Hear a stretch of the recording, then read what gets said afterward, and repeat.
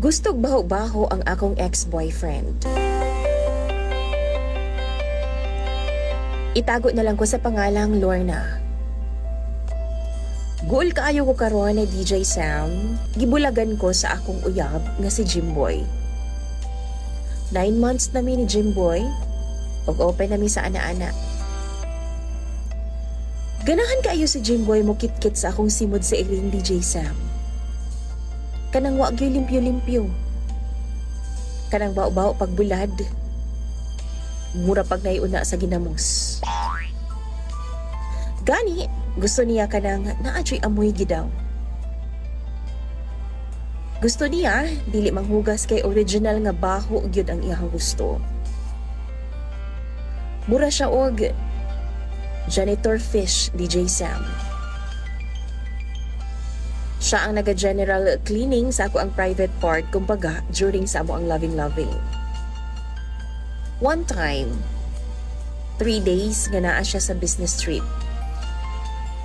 Og sa pag-uli niya, timing nga bag-o kong ligo. Humot, og presko kaayo ko ni adtong tungura DJ Sam. Pero kabalo ka, imbis nga malipay, iyahan naman noon kong gibulagan. Nasuko siya nako kay ako adang gihugasan.